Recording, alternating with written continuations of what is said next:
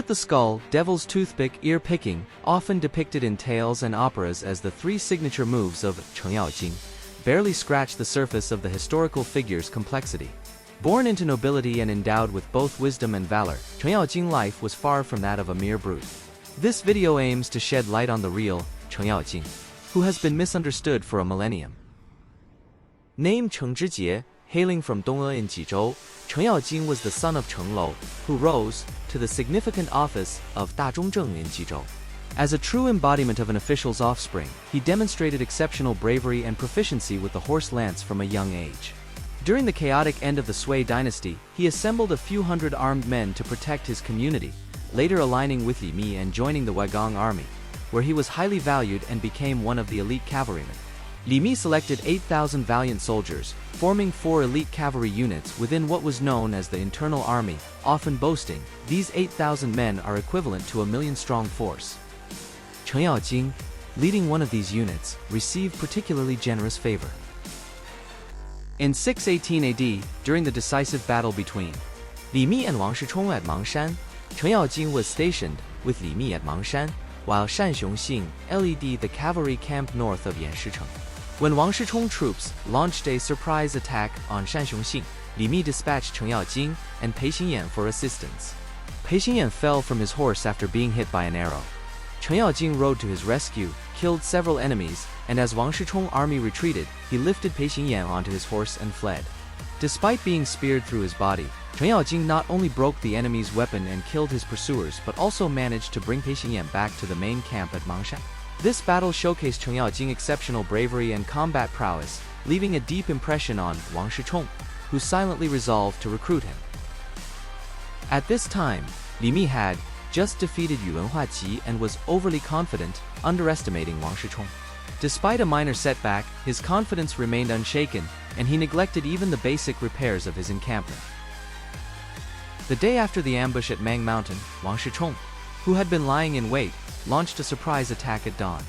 Li Shimin was caught off guard, leading to a defeat that forced him and his remaining troops to flee and seek refuge with the Tang forces. Meanwhile, Cheng Yaojin, Qin Shubao, and others temporarily aligned themselves with Wang Shichong. Although Wang Shichong treated them with great courtesy, Cheng Yaojin found Wang Shichong's character to be petty and narrow-minded, unsuitable for achieving great things.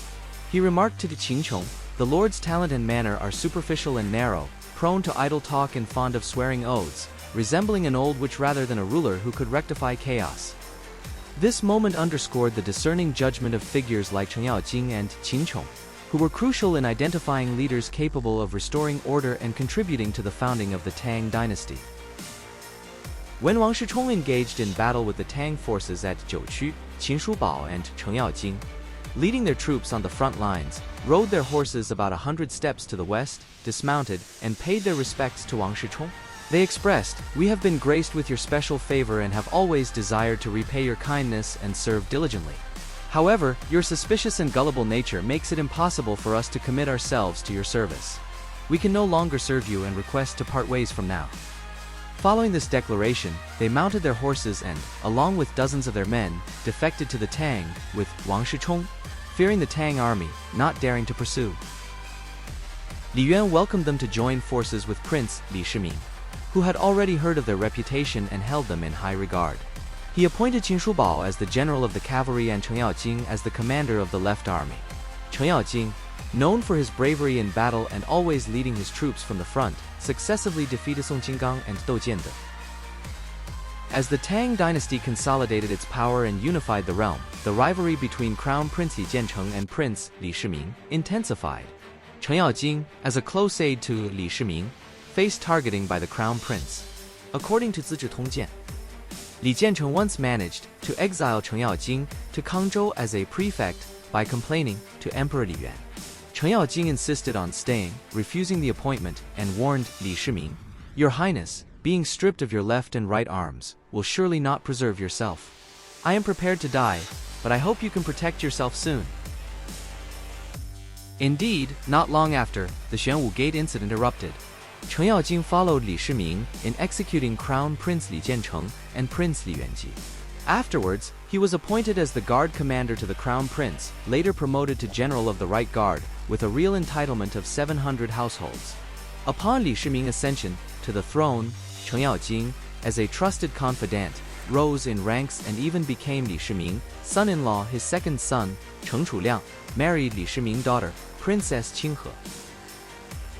In 643 AD, Li Shimin ordered the painting of portraits of 24 meritorious officials in their actual proportions.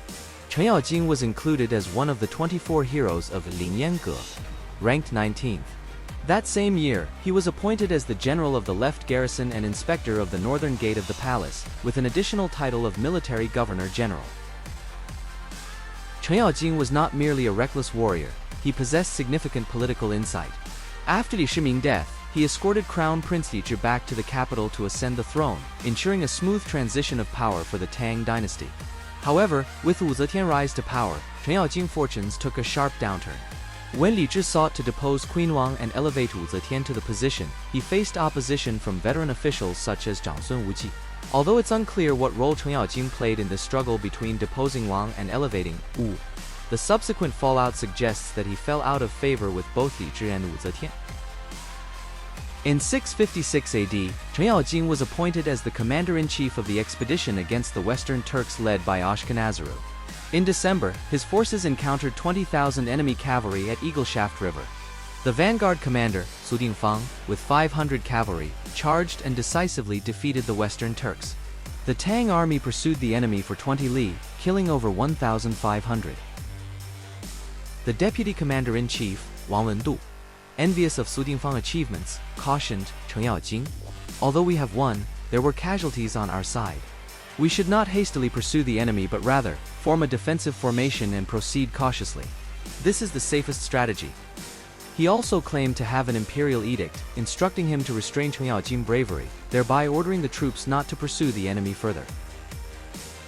The Tang soldiers, riding all day in the harsh winter wind and clad in heavy armor, suffered from lack of supplies and consecutive losses due to freezing and sickness. Su Dingfang urged Cheng Yaojin, "Our mission is to annihilate the enemy, yet now we're trapped and vulnerable.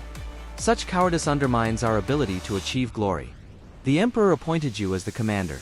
It's improbable he'd also secretly order a subordinate to command. There must be deception at play. Please arrest Wang Wendu and report to the emperor to clarify." However, Cheng Yaojin shook his head and did not comply, reflecting the complexities and challenges faced by military leaders in navigating court politics and command dynamics. When the army reached Hengducheng, thousands of local non-Han people opened their gates and surrendered. Wang Wendu suggested, "Once we leave, these people will surely rebel again. It's better to kill them all and seize their possessions."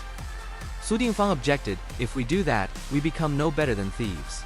How can we claim to be punishing rebellion on behalf of the state?" Ignoring this advice, Cheng Yaojin proceeded with the massacre, prompting Ashkenaziru to flee far away upon hearing the news. After the army returned, Wang Wendu was sentenced to death for issuing false imperial orders, later being stripped of his position instead. Cheng Yaojin, implicated by association, was dismissed from his post and shortly thereafter appointed as the prefect of Qizhou. Cheng Yaojin then petitioned to retire, which was approved. Upon returning to court, Cheng Yaojin was held accountable and stripped of all his official titles, being reassigned as the prefect of Qizhou.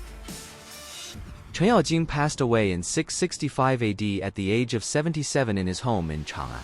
He was posthumously buried in Zhaoling alongside Li Shimin and given the posthumous title Xianggong. Despite the controversies surrounding his military campaigns and the later years of his life, Cheng Yaojin's legacy as a valiant general and a figure of significant historical interest remains intact, illustrating the complex nature of loyalty, warfare, and political maneuvering during the Tang Dynasty.